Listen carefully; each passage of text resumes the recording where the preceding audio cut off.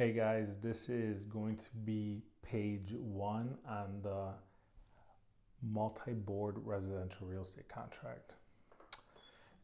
This information right here should already be filled in, so the other spots are going to be on us. Right here where it says buyer's name, you're going to have the buyer's name as it appears on their ID. If the buyer is buying under a LLC or a Roth or something similar, they need a separate paper called a LOA or letter of authorization.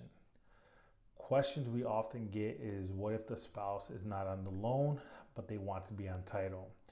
You can add them on this contract as well. Just verify the process with the attorney and the lender.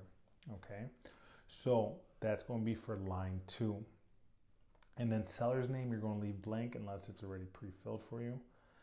If it's going to be dual agency, you're going to go ahead and click dual agency. This information should be correct.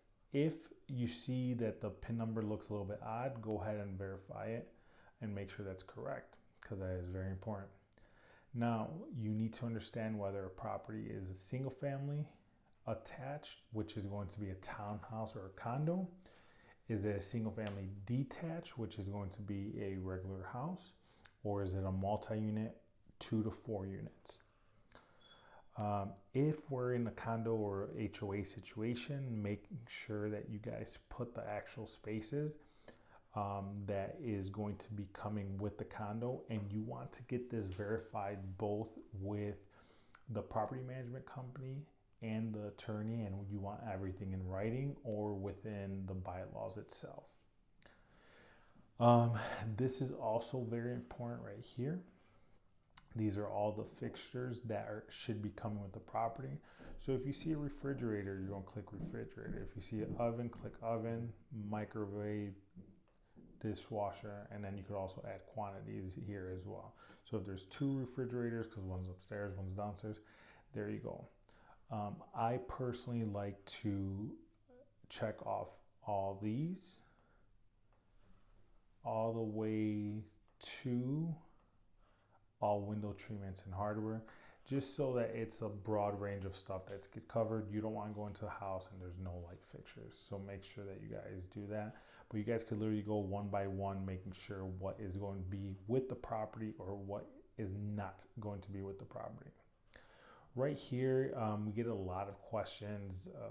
What should we put? So let's just say that there's a cool mirror that was in a bathroom, or it was a custom mirror, whatever the case may be. If it's not within these parameters, you're going to go ahead and put whatever is being given to your clients right here. So maybe they're given a grill, maybe they're given different items. Right here is also where we might add in stuff like maybe special contingencies or just information, because there's no other real place to add that information. For line 30, this is added when there's something in the property that the sellers want to keep.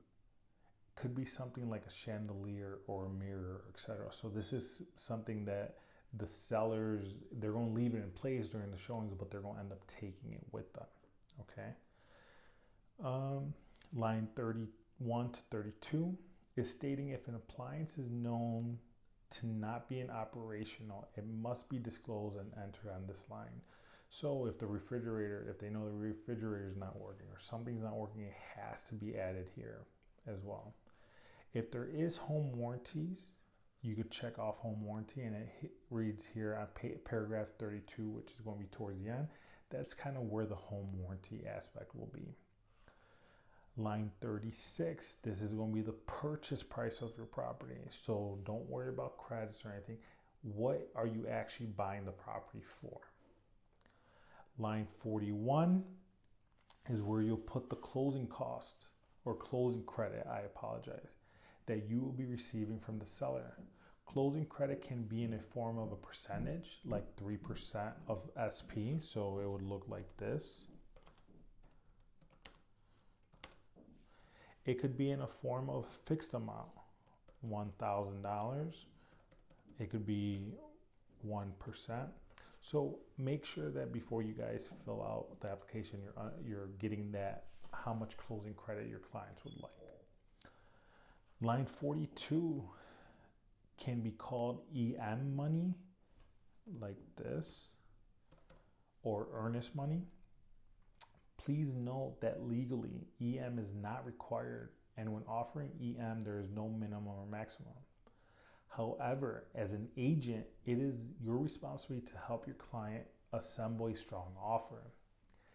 This can be a percentage of the purchase price, usually 1%, or an actual dollar amount set by the seller, usually $1,000 or more. Try to do the least as possible, even if the agent is trying to get your client to do more than $1,000. But 98% of the time, you should be fine with $1,000 or maybe $3,000. This second line of the earnest money, you technically have 2 business days to hand an earnest money check, but some people might change the date. So right here, they might put, instead of 2 days, they might put 3 days. Line 43 is a little different. I have seen this used many times to increase the offer strength. Here is an example. I have a buyer who is submitting an offer to the seller and wants $10,000 in earnest money. So what ends up happening is the buyer gets worried about the inspection. So what can we do? We could put $5,000 as the initial earnest money and another $5,000 after the inspection is done. You can also simply just add the more EM if your client wants. So example might be 5,000 here, and do your commas, and then 5,000 here, and then this is going to be the date that you're going to put in of when you would send in the extra earnest money once whatever item is completed, okay? And then as always, the address should be pre-filled right here, and then buyer's initial here and buyer's initial here. This is page 1 of multi-board residential real estate contract 7.0.